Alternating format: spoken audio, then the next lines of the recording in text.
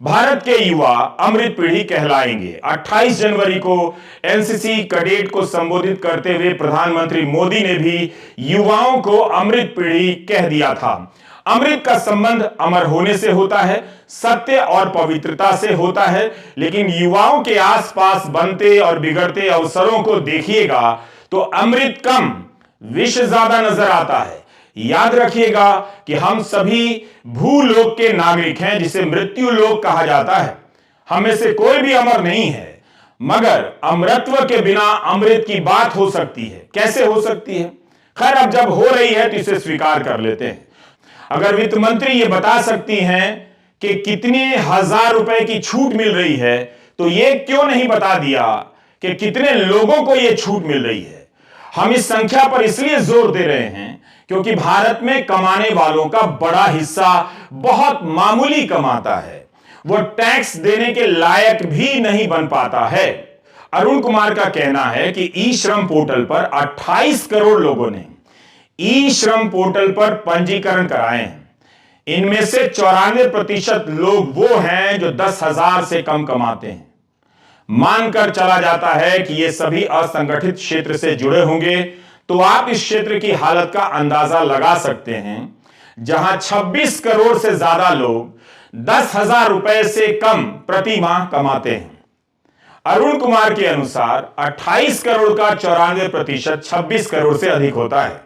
अरुण कुमार ने लिखा है कि विश्व बैंक के अनुसार 13,000 रुपए प्रति माह कमाने वाला गरीब होता है, लेकिन यहां तो 10,000 की नौकरी भी नहीं मिल रही है, कम कमा रहे हैं।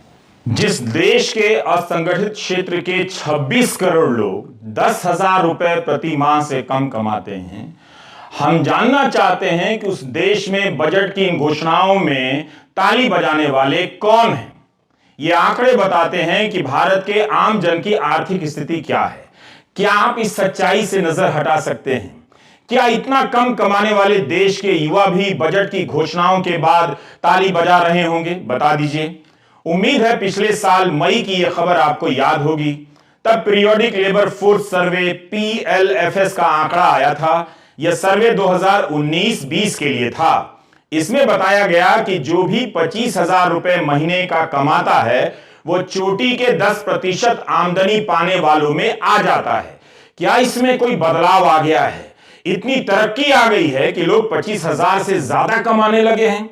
यह रिपोर्ट बताती है कि भारत में कमाई के कितने कम अवसर हैं।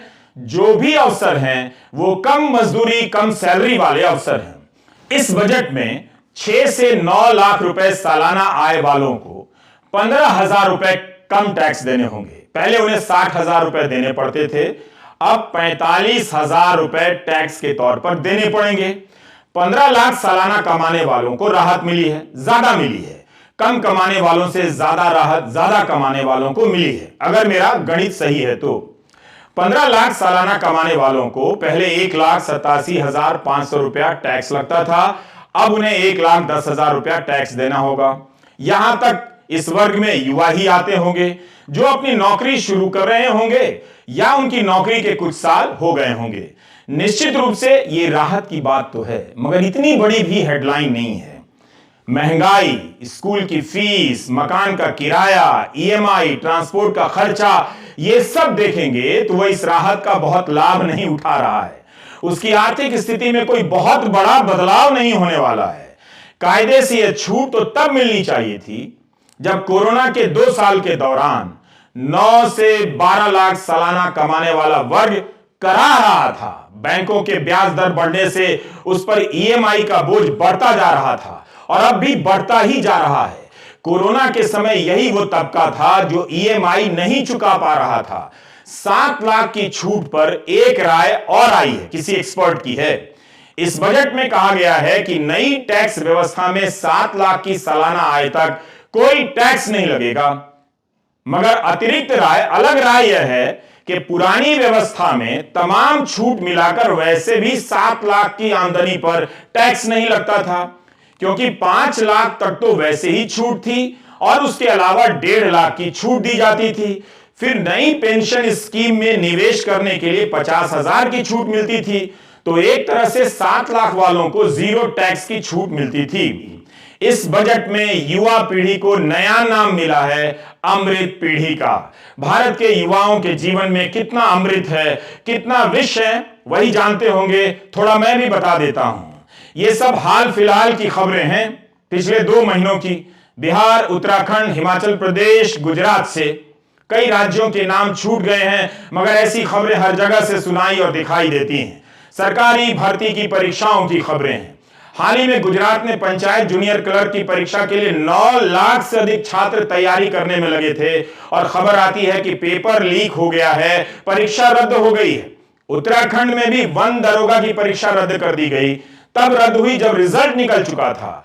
दिसंबर 2019 में वन दरोगा की परीक्षा का ऐलान होता है, परीक्षा होती है और 2 साल बाद दिसंबर 2022 में इस परीक्षा को कैंसिल कर दिया जाता है।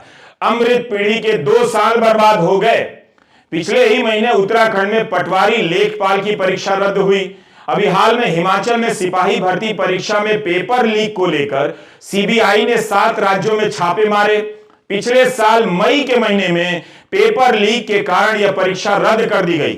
राजस्थान में 2nd ग्रेड टीचर के general knowledge paper leak case में जिन लोगों के नाम आए, जयपुर में उनके घरों और कोचिंग सेंटर के अवैध निर्माण गिरा दिए गए। घर गिराने से परीक्षाओं की तैयारी में लगे युवाओं को क्या राहत मिलती है?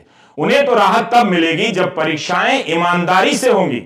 क्या यह अमृतकाल की तस्वीर हो सकती है? इन खबरों को देखकर कौन कह सकता है कि भारत की युवा पीढ़ी अमृत पीढ़ी हो गई है? चैनल को सब्सक्राइब कीजिए और साथ में बेल आइकन को भी प्रेस कीजिए। Thanks for watching.